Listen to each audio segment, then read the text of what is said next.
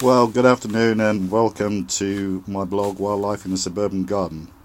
I'm Charlie Fleming. The date is the 4th of October and I'm at the caravan hide again, carrying on with my obsession and my desire to photograph the buzzards here, which has been quite successful really, but a bit frustrating in the last few days. I just can't seem to get it right.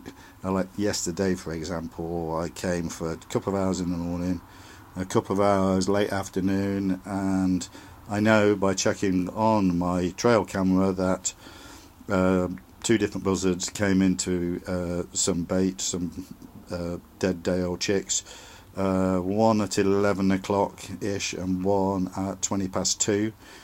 Both stayed around long enough for me to get good photographs, and so they'd probably fed really, and that's why they didn't return again late afternoon.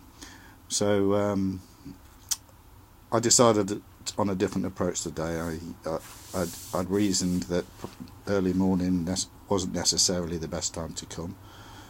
Didn't seem to have been successful when I came at just after first light yesterday, so there seemed little point in rushing out to do that again. So when my wife went off to a craft class this afternoon, a beading, whatever she goes to on a Tuesday, I thought I'd rush out here and spend a few hours seeing if I could sort things out and get some good photos. I'm trying to get the GoPro to work. That shouldn't be too difficult, but the problem is I'm having problems with my eyes. I've got a cataract in my right eye, and the sight in my left eye isn't particularly good.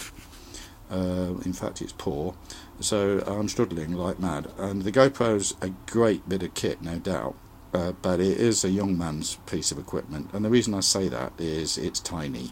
It's about the size of a Matchbox.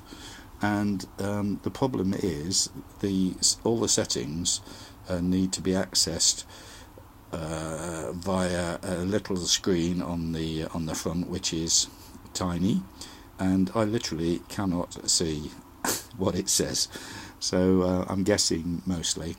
That's okay, because the best thing to do then is connect the GoPro wirelessly to your iPad, where you can then go to the setup screen on the iPad, and then you can see everything in a size that even I can read well. So that seems to work, but the problem is getting it all to connect, and because you can't read which buttons to press on the GoPro. But I managed to get it to work, obviously, and but the technology is flawed in my opinion, and it's so frustrating. It works for 96, 7, 98% of the time. Then suddenly there'll be a problem with the Wi-Fi, and it'll cut out. So that's not too much of a problem if it reconnects again a few seconds later, and all's well. You're back on track. But the problem I had just, for example, was it told me to switch the GoPro off and switch it back on again. Well, how can you do that? What's the point of the whole thing then, if that's what you've got to do? It meant that I would have to leave the hide, go to the iPad, disturb all the wildlife that I'm trying to film coming into the feeders and drinkers here, and we're back to square one with another hour's wait after it. So it's just so fundamentally flawed. I wonder if they've really actually design these things properly with any real thought, because that's just such a frustration. It really is. So anyway, that's what I did. I had to go and do it. I've got the iPad here and I've got the GoPro out there, and the two needed to be working in sync together. So I went out and brought the GoPro back in, and I'm now using it as a monitor, a camera, out of the window of the caravan here, connected to the iPad as such, and I can see what's coming and going. There we go. Can you see that? It means that I don't have to peer through a crack in the window for 2.5 to 3 hours. I can just keep glancing at the iPad, and that's what I'm doing if you see me looking away all the time. I think that I'll be able to see a buzzard fly in when one does. I'm quite looking forward to that happening. obviously. It's always exciting. And I'll press record on the iPad here, and then we'll get some video of what's going on. It won't be a close-up, obviously, but might be quite interesting. But I have got another little camera. It's called a Kaiser Baas, spelled BAAS, which films in HD video, and that's on set to record at the moment out there, so that should be quite good. It costs less than 50 quid, by the way, which is about a tenth the price of a GoPro. It's got no Wi-Fi. It looks good. It feels good. It seems to take good video, so I'm quite excited about that. And we'll see what success I get with it. I don't know how long the battery is going to last, because that will be a problem. I haven't got it powered up to anything at the moment to make sure that it stays on. And anyway, it'll only record as long as I have some space on the memory card in the camera. It's a 32 gig memory card, so it should record for an hour or so. So we'll see what happens. What else can I tell you about these things? I managed to keep the iPad powered, and also this GoPro with these power packs. This is a Mophie. This is powering and charging the iPad as we speak. So basically, you charge this up at home quite easily by just plugging that into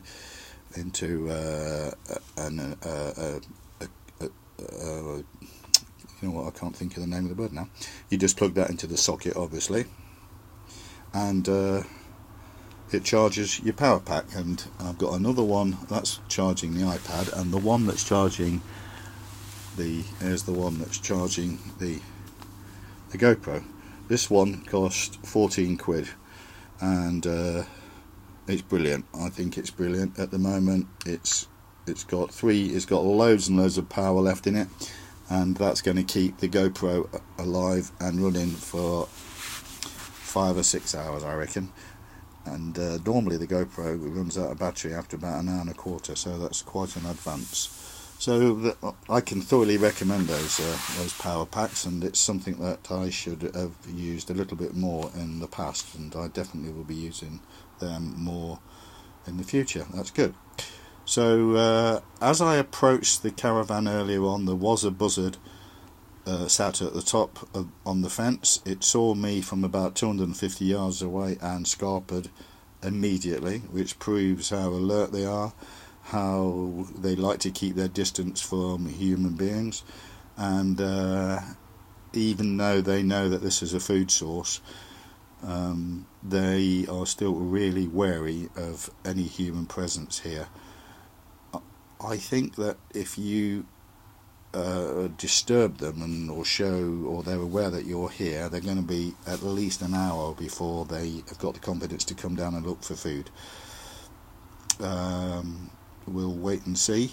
I hope to record one coming in before dark tonight, and it's now 7 minutes past 5 here, and I've got about another hour and a quarter before the light starts to dim to a level where it means I won't be able to get a good photograph. So there's still a little bit of time left, and I'm hoping to get some good shots.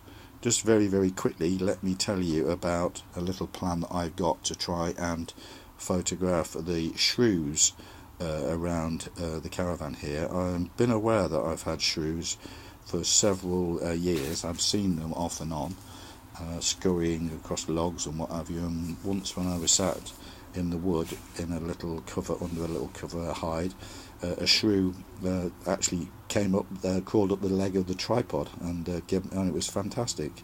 So I'm fascinated by shrews. I've always liked them. They're a very, very interesting little mammal, and in their own genus. They're I have to be careful that I get this exactly right, but they're not rodents, believe it or not. They eat live food. They're eating beetles and worms and tiny prey that they catch. And so my plan is going to be to make some kind of little cover put that Kaiser Bars camera that I told you about, connected with an HDMI lead up into the caravan here, so that and then onto a monitor, so that I can and then bait that little box with some food, probably mealworms, and see if I can record the shrews and film the shrews, which would be really a good thing to do. Shrews are protected. Well, I know that the pygmy shrew is. It's not an animal that you should be trapping. They've got a very fast metabolic rate, and if you catch them in traps, either intentionally or accidentally, it's very difficult to keep them alive. They need to feed every 2 hours, and so this is why I was just trying to film them passing through that little box rather than actually trying to catch them, because you're not allowed to catch them anyway, and why would you want to if you can get the photos you need of them in that sort of natural setting. I understand that once you've got photographs of the pygmy shrew and photos of the common shrew, it will be possible to identify the two species, so it's going to be quite good to see if that works. I think it will. I think it's going to be good fun. So check back on the blog as we go along in the next few weeks, and we'll see if that's successful. So thank you very much for visiting my blog. It's lovely to talk to you. I really enjoy it. I hope you enjoy my blog too. I guess you do, or else you wouldn't be here. And I'll speak to you in the next few days. Bye bye.